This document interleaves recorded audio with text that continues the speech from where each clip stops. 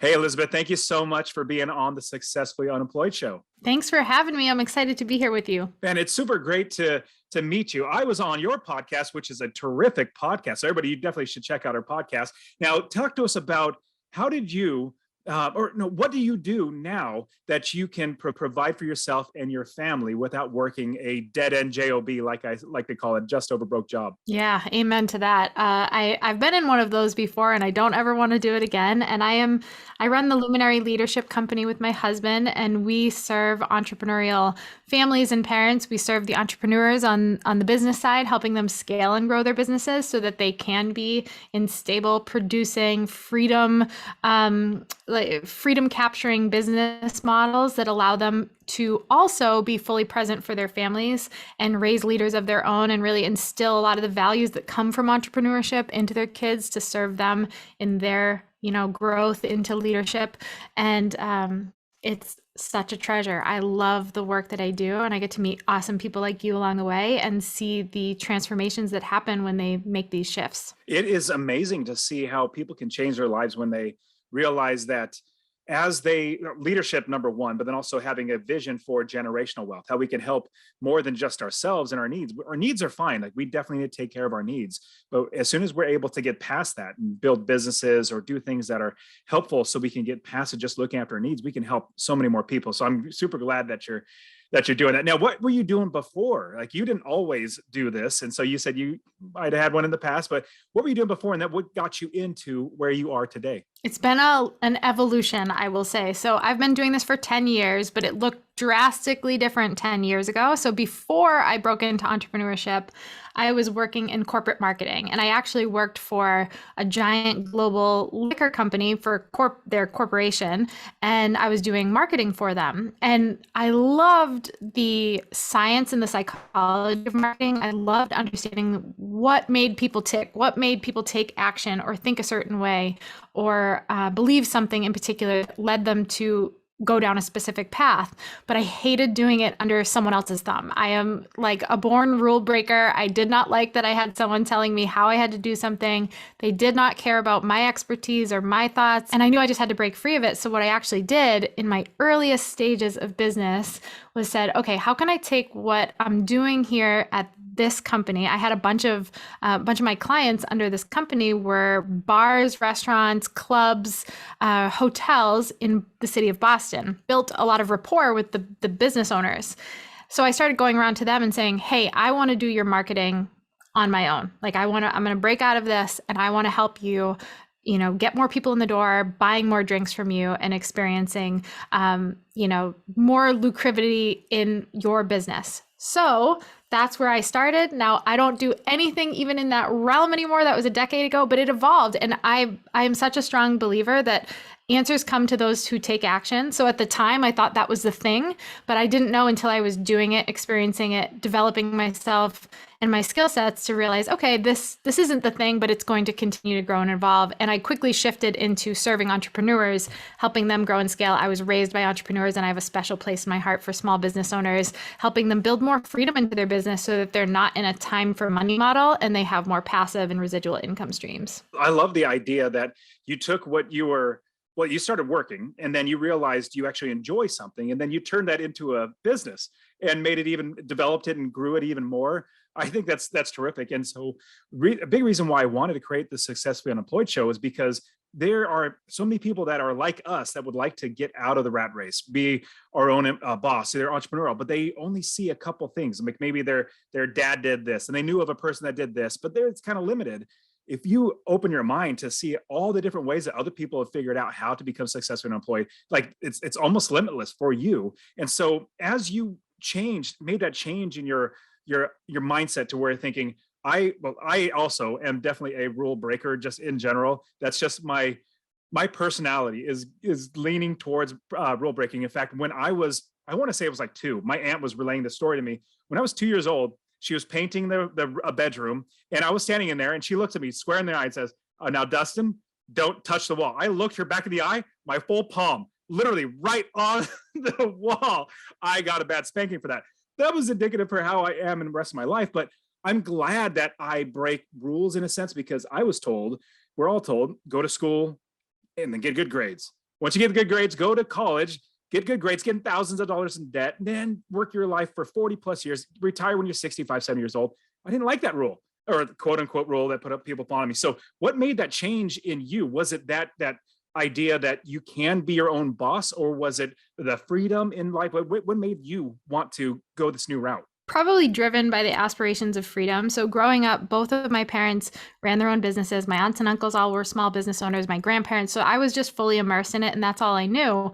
And what I realized very quickly was that they had flexibility as entrepreneurs, right? They had the ability to, in the middle of the day, come to school and drop popsicles off on a hot day for the kids, or to cart us around to our ball games and be on the sidelines cheering us on, or be present at dinner time.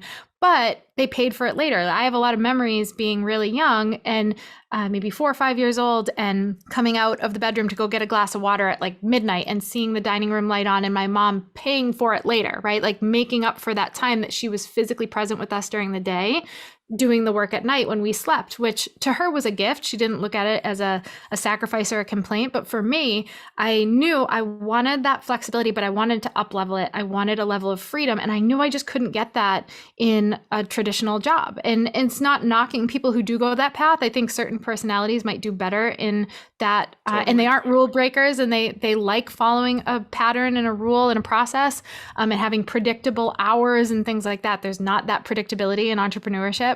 But for me, it was the aspirations of freedom. And it started before I had kids. And I envisioned the life we have now way back then, knowing someday I hoped God would bless me with a family, and wanting to be able to be flexible and have freedom, not in the time for money model. So I dedicated a lot of my time in those early years of business of how can I take this from a time for money model, which it was in the beginning, of putting in hours and helping people with their marketing, and then starting to develop and diversifying and having offers and different things that allowed for more of that freedom side of the business as well. That's great. And I definitely want to talk to you about how we can make our businesses much more freeing in a sense, because a lot of people, they become basically sole proprietors, which means they own a job. And when you own a job, if you don't work, you still don't get paid. Just like if you don't work for your job, you work an hour, you don't get paid for that hour. Creating passive income. I love passive income. That's one of my favorite ways to make money. Now, how do we, if we have a business of our own, start to change? Because it seems like we can get stuck. How do we, is it our mindset first that we got to change, and then we got to start looking for the right people? Like how do we change inside our mindset and get everything changed in our life? Yeah, that's a powerful question, because I do think that's a block for a lot of people. Is a lot of people, even if they're not old, they have the old dog, no new tricks kind of mindset of like, oh, this is just how it's done in my industry, or this is how I've always done it, or I can't really, that's not going to work for me. And I think that attitude, it's like, you're right. Okay, you just signed yourself up to be stuck in the box that you created that's not all that different from a regular job, except for the fact that it rides all on your shoulders, and there's a lot more pressure and stress when you're running your own business. So I do think the first piece is saying, okay, where can I identify my gaps? For me, we're the luminary leadership company. Like everything rises and falls on leadership for us. We believe that the bridge to all of those things, to diversifying, to stepping into new opportunities, to learning, skill sets that you might not have yet that are the block from where you are to where you want to be, it's all going to be through the bent of leadership. Not just what do I have to do, but who do I have to become in order to really leverage where I want to go. And I think a lot of people say, okay, give me the checklist. My business is the way it is today. Tell me the things I have to do, and I'll do it. And then I'll just step into it. Where I would challenge them and say, you're likely not who you need to be yet. So where are your weak spots as a leader that you can also pour into and work on, so that you're not just developing skills, but you're developing who you are, and you're actually preparing yourself for what you would have responsibility over when you do grow and scale. So that first piece is really opening up your mind to that. And for me, when I think back to when I first started doing that, it was surrounding myself with people that were doing it, not surrounding myself with people in my industry that had one-dimensional thinking. It was surrounding myself with people and mentors and peers that were thinking outside the box, and that were breaking the industry rules, and were open to new ways of approaching things, and were in constant innovation, because it was inspiring to me and it was eye-opening to me. And all the only evidence that I needed, Dustin, to know that I could do it was that one other person had also done it. So as long as I was around someone or could rub elbows with or witness, even from a distance, even if they didn't know who I was, but I saw them speak or I read their book and they did it, I'm like, cool, all right, this is available to me. I don't know the how yet. I don't know how long it will take, but I was in that frame of mind of like, maybe it was naivety, like, I don't know, but I believed that anything was available to me. And I think that open-mindedness, even though I was super green and didn't know how to do it yet, was what made it available to me. It's having that example that it's possible.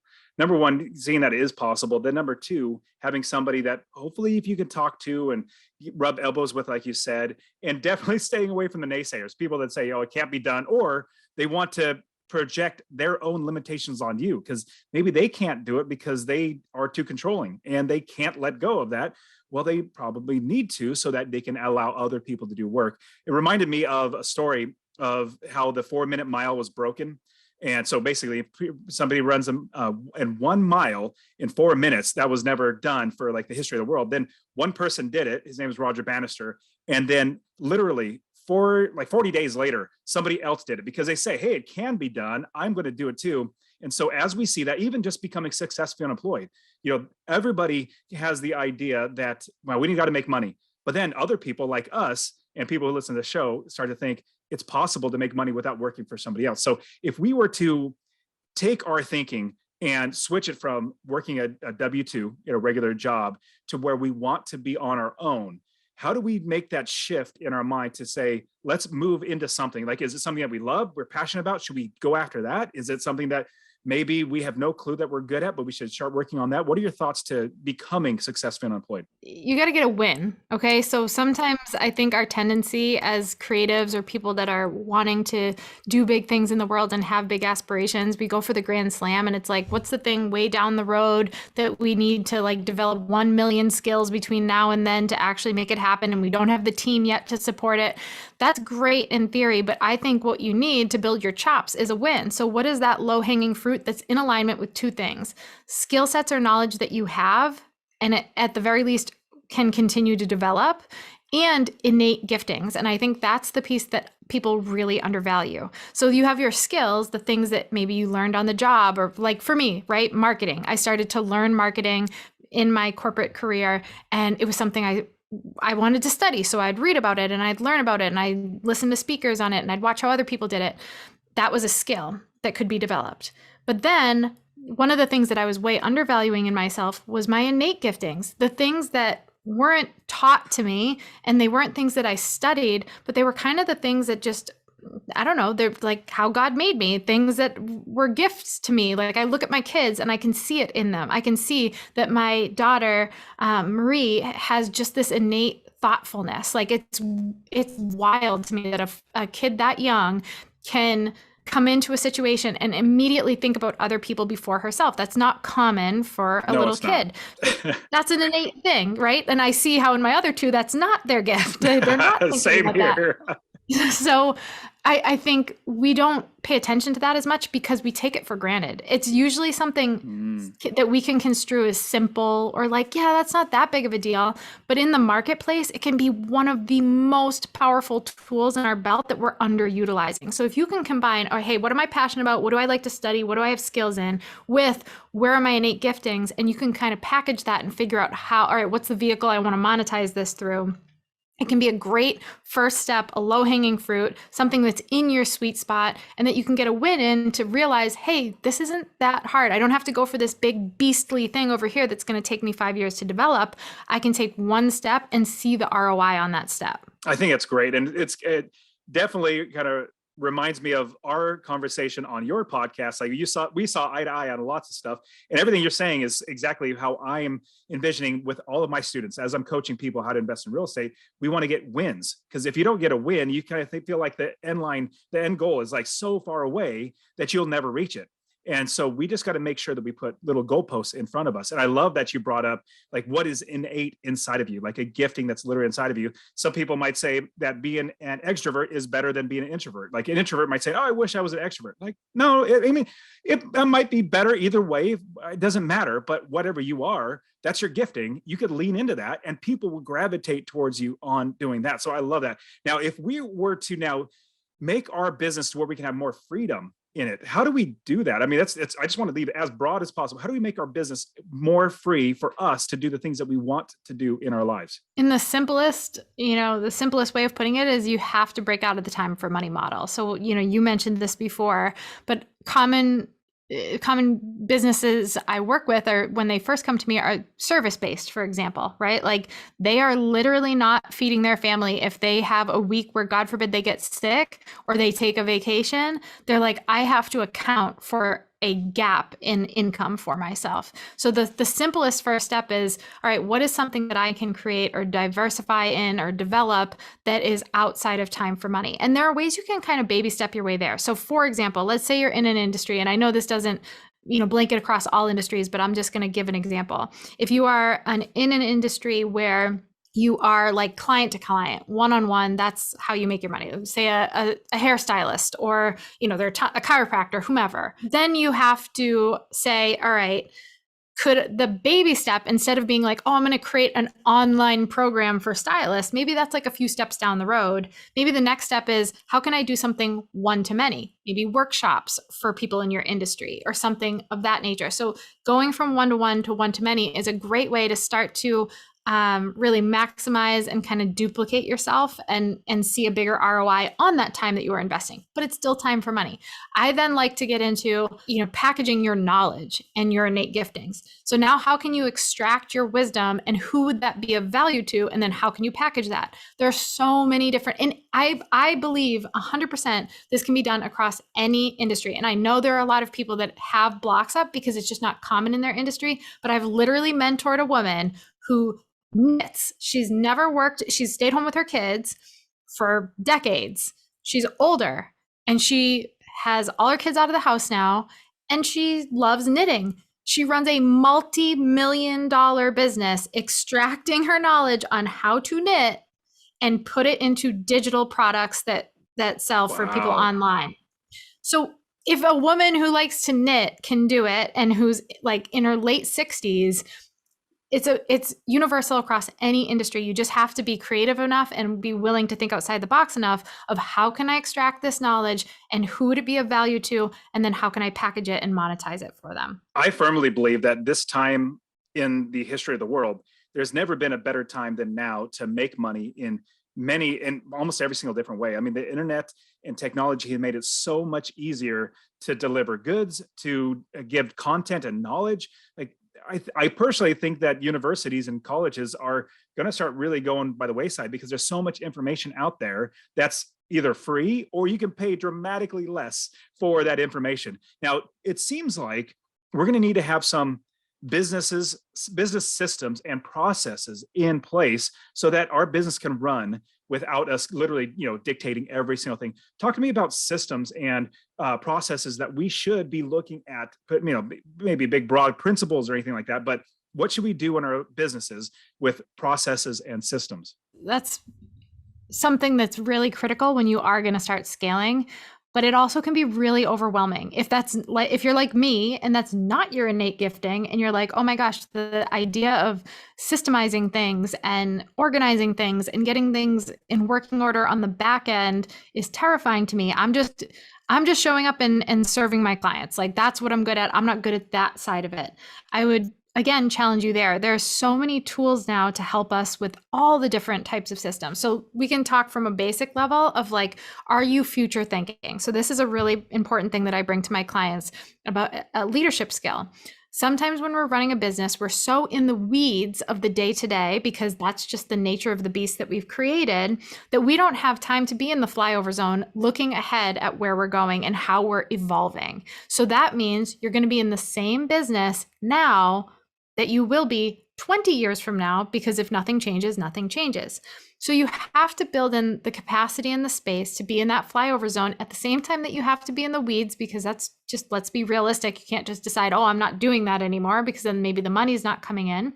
But there are ways that you can do that and really be future thinking. So you can use tools if you're not in a place where you can hire someone to be an operations director or project manager or someone like that, you can use tools like Trello or Asana or ClickUp or any of these system tools to be able to start to build out the future vision of your company and start saying, okay, this is a project that I want to happen in 2023, but work kind of has to start being chipped away at now in order for that to come to fruition. What am I going to need between now and then? Well, you can start to build that into a back-end system so that you can visually see how is this going to roll out so that it's not just some pipe dream and 2023 rolls around, you're like, oh crap, I haven't done anything to prepare myself to be ready for that. Depending on what your capacity is, you could also bring people in who have the gift of systems. That's something that I did early on, and an investment I made probably prematurely, but it was a huge return. I brought in someone who's still with me 7 years later, who is now our director of operations, who really helped me figure out, okay, what are the, like, I didn't even know what the systems were that I needed, but I needed a way. I was managing my clients in a notebook 10 years ago. I was writing down their name and keeping track of things in a notebook. And then like, oh no, where did I put that sticky note? I can't find, this is an important thing I need to know. And I couldn't keep track of everything. So she helped me build a CRM so that I could keep track of everything and pay attention and better serve my clients.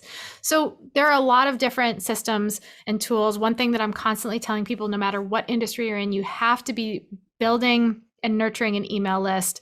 And there are systems to help you do that too. So you're not sending individual emails in your Google email, but you're nurturing people on the back end and really serving them well. So those are some simple systems in a specific sense. And from a zoomed out sense, I think one of the most important things is just looking out forward and saying, okay, how can I chip away at this so it doesn't become this massive stress? I have a lot of people who are like, yeah, but my days are fully booked with my clients. When am I going to have time to do this other thing?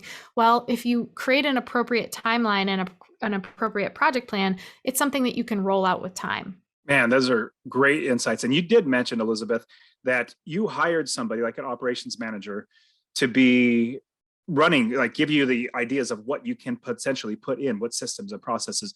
You said you hired him maybe a little bit earlier than maybe suggested or anything. Talk to me about how an entrepreneur, because as an entrepreneur, we usually have every single hat on. We start a business, we do literally everything, but as it grows, we can't continue to do everything. At the same time, we're worried about money. We're worried about, okay, if I hire somebody, that's going to be money that I can't have for the business or for family or whatever it might be.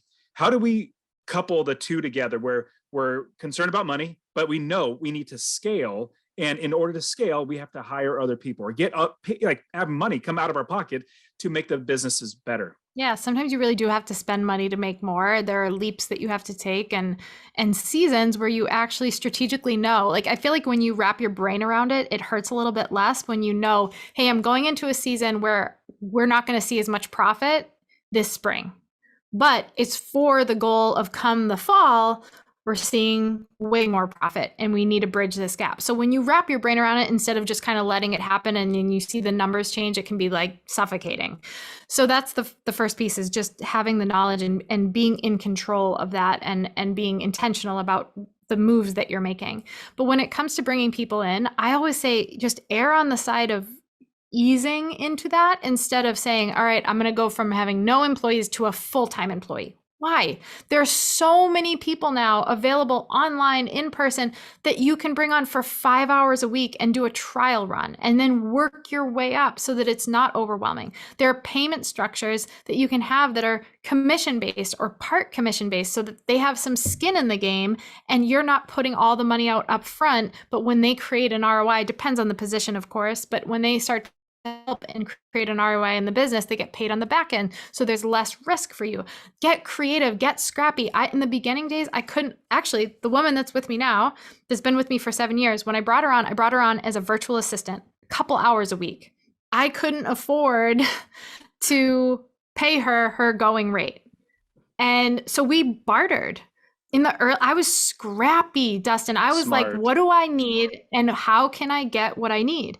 Well, what gifts do I have and what leverage do I have that I can provide for her? So I was giving her business coaching and she was doing work for me and we were making an exchange because I couldn't afford. So it was just, it's this like, people think so inside the box, and they're like, oh, that's not available to me. It's like, no, you're just not thinking about all the ways it could be. Start thinking about how this can, like, be a problem solver, be solution oriented. How can this be available to you? And I think that's leadership and entrepreneurship in a nutshell. There are the people who look at something and they say, yeah, that's not going to work for me. And I'd say that's the majority of people. And then there are the people who say, how am I going to make that work for me? Like, what are my options? And then lay them out. They might not be pretty. They might not be conventional. They might get rejected, but at least you're working towards a solution that's going to help you scale. So my strong recommendation is, if you're tight for cash, don't make a commitment you can't keep. If you don't know how bringing someone in as a VA or an operations director or whatever, it depends on what your business is, how that's going to move the needle, or if it is, and you made this $50,000 a year commitment, and now you have no need for it because you're seeing that you're hemorrhaging cash and it's not moving the needle. I like to have a 90-day grace period, and it's for them and for me. I say, okay, over these 90 days, this is our kind of trial period together. We're going to see how you fit within our team, and you get to say, yeah, actually, I don't really like the way you guys operate and I want out. And then you give yourself some space and always have room for growth instead of taking such a scary leap that might not be necessary in that early stage of the game. Yeah, you also mentioned something that I love, the idea that we need to be problem solvers as entrepreneurs. Problems are always going to come up. In fact, when you're the owner, when you're the entrepreneur, the business owner, the buck stops with you. Like, if you don't get this thing fixed, more than likely it's not going to get fixed. You need to fix it. And on top of that, I found that the statement is true that necessity is a mother of invention. And so as we go through our business life, in life in general, but also business, when we see a problem, if we just shut down and not attack that problem or address the problem or go after it to try to fix it, then that becomes a problem that gets worse and worse. How do we become better problem solvers in our businesses? Is it being proactive and seeing them coming? Is it making sure we have lots of options beforehand? What are your thoughts about that? I think it's partially being proactive and anticipating. I mean, that's why the flyover zone is so important. I think sometimes when we're in the granular so much that we never take the time to look ahead and see what's coming. Like, is there an iceberg under the surface that we are about to crash into because we're so just in the zone that we can't see things coming? That creates more problems than necessary. So maybe you can course correct if you are building in white space to be a leader in your company, to say, all right, this hour, maybe you only have 1 hour in that week to dedicate being in that flyover zone, but honor it like it's an appointment with one of the most important clients you'll ever have. Because then that 1 hour, now like 50% of my time is in that flyover zone. So with time, you see the power of it and how it serves the growth of your business.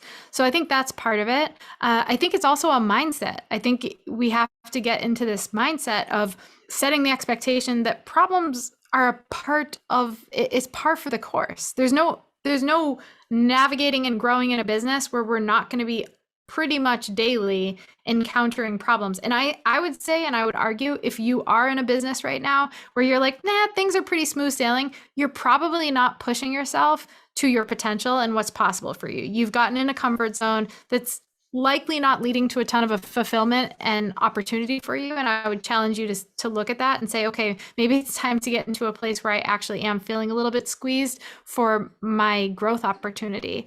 And I think too, it's having other sets of eyes on your business. It's kind of hard to see the label from inside the bottle. And it wasn't until I started bringing in mentors or being in masterminds or having peers that I would connect with regularly that could be another set of eyes, and they were unbiased, but they had my best intentions at heart, could say, hey, the way you're handling that with your team is not the way it's going to work out best for you. Or that situation with that client is actually a result of you doing XYZ, and it's not the client's fault. And being able to hold up the mirror and say, hey, these are other ways I see it, or these are other solutions that I see as possibilities, has served me immensely over the years. I think also being able to take that criticism and being humble and realizing that, oh man, they're probably right. Like they want what's best for me. They're not going to do this to try to hurt me. And so maybe I should look introspectively and see. That's a great point. How do we stop being controlling in our business? Because being entrepreneurs, we can tend to usually become controlling. How do we stop being controlling and let other people do the work that we hire them to do? It's really hard because I was just having this conversation yesterday with one of my clients who has a tremendously successful business, but he's scaling so rapidly that he needed to bring on a lot more team. And now that team is doing a lot of the stuff that he has traditionally done that has moved the needle and seen a lot of really powerful growth for him. And the entire conversation was, man, Liz, how do I let go of the reins? And most of the people that I work with are entrepreneurial parents. They're people who are called to their mission in business and in family. So it's kind of, I was likening it to when we had our first son. I was running my own business at the time, but I needed a nanny to come in, babysitter 4 hours a week. That's all I was willing to do because I was so nervous about having someone else with my kids. And I was home too. It wasn't even like I was passing this off to somebody and then leaving the house. And I'll never forget the first 2 weeks she came, I was literally paying someone to sit in my house as I sat right next to them and didn't leverage the time to work because I was so afraid of letting go of my baby. And our businesses are our babies too, in many ways. We've put blood, sweat, and tears into this. We've sacrificed. We've had sleepless nights. We've given everything. We've taken a bullet for it. I mean, it's the same concept.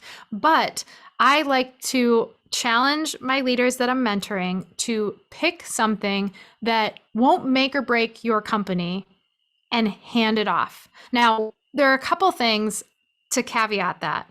One being, have you onboarded these people properly and given them the tools and the support necessary that they can be capable? I do everything by the standard of I do it, you watch, we do it together, you do it. And that's how I train my people. So when they first come on, I'm not saying, hey, you have these skill sets on your resume. Great, go run with this project. It's, I'm going to do it. I want you to see how I do it. What are our standards? How do we operate on the back end? What questions do you have? And then we dialogue. Then it's like, okay, let's do this together so that we can be in real time. You're asking me questions or you're giving me feedback or see, moving the process forward. And then you get to do it. And still I'm available for questions. And then there comes a time where I can pass that off. I'm not going to lie and say that it's easy. I mean, this is really important stuff. But my suggestion to him, he was going into his first $1 million launch a couple of weeks ago. I was like, don't hand over the thing that will make or break the $1 million launch. Hand over the thing maybe after the launch, right? Hand over the thing that isn't going to make or break the launch.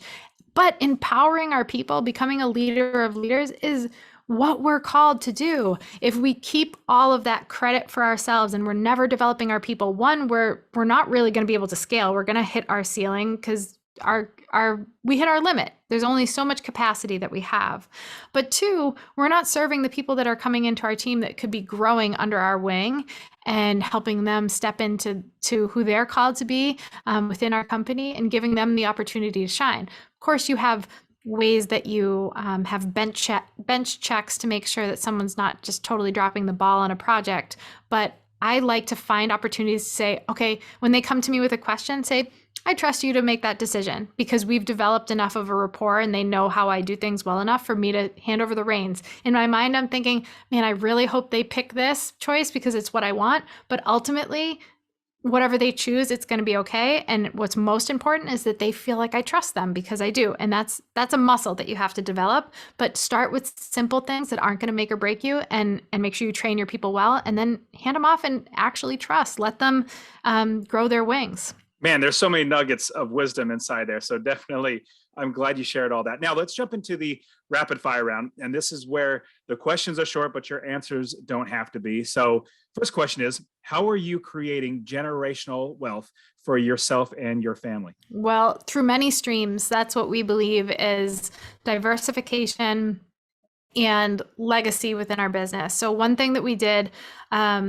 over the last couple of years was we pivoted from me being the primary face of everything to shifting into the company more because I want this to be something that can be sold or taken over by our kids if that's something that they want to be able to do. I don't want it to be all under my name and I'm the face of it. So that was a transition that we made. We also work with a financial advisor to really guide us in investments and assets and being wise with our money. Another thing that we do is we don't care about keeping up with the Joneses. We have a wonderful life, and we intentionally, I'll never forget 10 years ago when I first started my own business, my mentor who made millions of dollars a year said to me, live beneath your means. Just in perpetuity, live beneath your means. There's never a reason that you have to live even at your means or above unless you're stroking your own ego. Live beneath your means. And that has built riches for us. That's given us incredible freedom and opportunity and flexibility. And we bring in the right people to support us, to help us diversify. So we don't try to figure it all out on our own. It's another area where we bring mentorship in. And then we really diversify our business model so that it's not time for money, that if I get hit by a bus, we're still fine. There's still products and offers that are out there digitally that can be sold and serve people well. I have an amazing team that we've trained up and that lives by the mission and lives by our values and could carry this mission forward with or without me. So those are the main focal points when we think about generational wealth. It's not just about the money that we're passing on. It's also the tools that we're passing on to our kids. So I don't want to just hand over a business or hand over millions of dollars or whatever to our kids or assets. I want to first hand them the tools and model what they need to be able to do that successfully. I don't want to set them up for failure. I've seen it so many times where someone works so hard in this generation to be able to pass something on to their kids, and their kids squander it because the parent never gave them the skills. They just gave them the thing. And I don't want to just give them the thing. I want to give them those skills. So we focus a lot on skill development and leadership and entrepreneurship for our kids, for our team. I love that. And I love creating businesses for my kids, thinking they could eventually take over those businesses. Like our kids cannot inherit our jobs. There's no way. They have to actually earn it and be interviewed and applied and actually get the job. But our businesses, we can definitely work them into it. So even though it's a rapid fire round, I'm going to ask you a question that goes into what you just talked about. How did you transition luminary leadership from being personality, like you based, to now being company based, so that other people can run it, as well as you can bring your kids to be a part of it? Yeah, it's a multi-layer answer. So I'm a cold turkey person, right? Like, so when I gave up caffeine, I went from drinking 8 cups a day to 0 cups a day and suffered the 2 weeks of misery because that's just how my brain works. I'm all in or I'm all out. So what I wanted to do was be like, we're shutting this down and we're opening this up. That's not super wise. So what we did was we started stripping down a lot of the things that lived under the Elizabeth Hartke brand that were reliant totally on me and front facing. We started behind the scenes developing this brand around Luminary Leadership Company. What is that going to look like? So we were working with a branding team and a website developer and all of that stuff to start building it out. And we decided what things from the previous brand could live under the new umbrella and what things just kind of had to fade away because they weren't going to serve the future vision of the company, even if they were really bringing in great money or they were really humming from a numbers perspective. We had a previous podcast that was topping the charts, and I just knew in my heart, I don't care about the numbers. I know where this brand is going. We're shutting that podcast down and we're starting anew. When everybody was telling me, just rebrand it so you can carry the numbers with you, I knew we had to just do it differently. So some of it's going with your intuition and going with your gut and not doing everything based on the metrics, but at the same rate, not doing things that are stupid that are going to shoot yourself in the foot. So it was a gradual transition. And then it was bringing my audience along for the ride. It was saying, hey, I'm feeling called to this. I'm a little scared to do this. What do you guys think about this? And just humbly sharing the journey and telling them why I was doing it, telling them that this is so much bigger than me at this point. I can't carry this on my back alone. I don't want to. It's not just about me. This is about a mission that God has gifted to me that is going to take an army, and we have our army, and it doesn't have to be all branded to me, and it just feels like the right move. So it was probably like a year to 2 year transition period where we were stripping away certain things and really beefing up other things, including our team, to be able to bring in the right people who were really a duplication of me. And that was the biggest difference. So I had brought incredible people into my team that filled gaps that I couldn't fill, meaning my operations director. She's all organization. She's all system. My brain doesn't work that way. Great. We had that. Then we brought in someone who was sales. And then so we had all these buckets, but I was still responsible for all the stuff that was visionary, creative, and coaching. Then we started bringing in people that also did that. So that took a huge pressure off of me and really did make this go from me to a company. So that's been a huge gift. And that took a little bit of time to find the right people. But, I believe so strongly, when you don't know the how, when you know why and you know what you're called to, but you're like, I have no freaking clue how this is going to come to fruition. That's where I just say, okay, cool, God, just show me. Just show me. I'll show up. You lay the path out, and I will trust you. And he brought us the people that we could have never even dreamed up in a million years. And I'm just, every day, I'm so eternally grateful for this team, because they are divinely gifted to this mission, and I'm just a conduit for it. And I want to be able to be out of it at some point if that's what God calls me to. And I wasn't in that place when it was all a personal brand. Yeah. You mentioned God a lot. So do you go to church? I do. Yep. Where do you go to church at?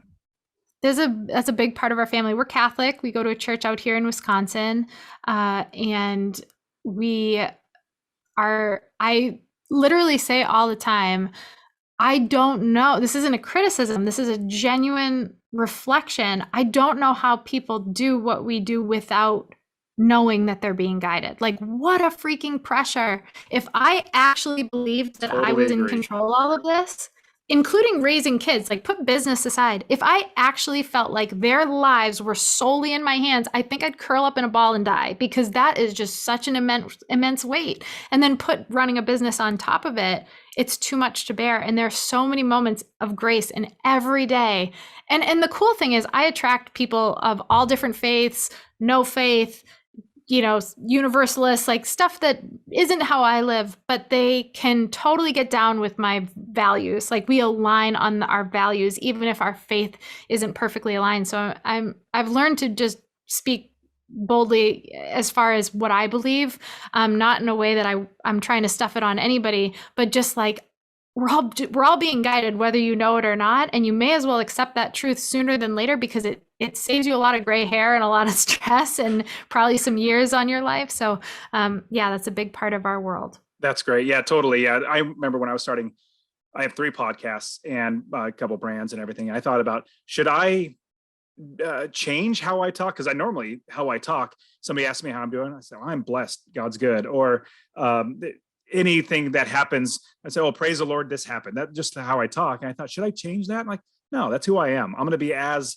true as I can. If people don't like it, they don't like it. They like it, they like it. I'm just not going to change who I am. So that's good for you. So next question, what is one nonfiction book that you would suggest we should read? Business, life, or anything like that? Gosh, the 21 Irrefutable Laws of Leadership, John Maxwell, has been one of the most pivotal, tipping point books in my life, probably from, like 7 or 8 years ago was the first time I read it. And he actually has a workbook with it that I like even more than the book itself. So it's the 21 Irrefutable Laws of Leadership workbook. And the workbook takes all of these concepts of leadership and makes them actionable and applicable to you uniquely, in your stage of life or business or whatever. So that's probably the one that I would very strongly recommend. That's a terrific book. There's so many, like each one of those principles, you could just remember the name of it. You're like, oh, I know exactly what that principle is. Like the law of E.F. Hutton. I remember that. I remember exactly the person that's the leader who sits down in the room. They'll listen to him, even though he doesn't have the title. So yeah, it's a fantastic book. So what is one tool, maybe it could be an app, it could be a piece of paper and a pencil that you use in your life that we should look into using? I have a 72-inch whiteboard right next to me. And although it doesn't have to be 72 inches, something about a whiteboard is what re-inspires me. When I'm having an off day, when I'm feeling like I'm in a rut, when I've lost sight of whatever, my vision or my mission, I don't go to a podcast. I don't go to a book. I don't go to I go to prayer, but outside of that, I go to the whiteboard and what I like about it is I can erase and I can like create and envision and then rework it. And to me, it's just been like my number one tool for inspiration and for mapping out the vision of where we're being guided. That's terrific. Okay. Man, Elizabeth, you give us so much great advice. I know they're going to want to check out Luminary Leadership, check out your podcast, talk to us or tell us how we can find you online. One thing that I put together for your audience, because I think a lot of the stuff we talk about today, it can sound good, but then you're like, okay, how? Like, I'm so in the weeds of what I'm doing and I want to get out of it, but I don't know where to start. Or I want to diversify, but I'm at max capacity. Or I want to make an impact in my family's life, but I'm so stuck in the business I can't do it. So we have a tool called Unhurried Leadership, and it's a workbook developed for people like us that want to tap into who they're called to be in business and in their lives, and to figure out a roadmap of how to start to roll that out. What does it look like? What needs to be stripped away? What needs to be woven in? And actually gives you the step-by-steps to get there without feeling like you're, on the great seas without any compass, having no clue where you're going. So that tool can be found at luminaryleadershipco.com/unhurried. And it's really powerful. So that's a great thing to snag. I'm also over at my podcast each week, twice a week, the Luminary Leadership Podcast. And we have so much fun there because on Mondays, we have an episode geared towards the entrepreneurial leader, scaling, growing, developing in leadership, tapping into their potential and giving them great resources. We have awesome conversations with other guests like you. But then on Thursdays, we have our Raising Luminaries episode for those who are also familypreneurs and have kids. How do you integrate family and business? How do you have the tools to raise leaders of your own? So that's what we talk about on Thursdays. And I'm over on Instagram at Eliz Hartke, Hartke. That's great. Elizabeth, thank you so much for your time. I really appreciate you coming on the show. You gave us such great advice. Thanks for having me, Dustin. It was a pleasure.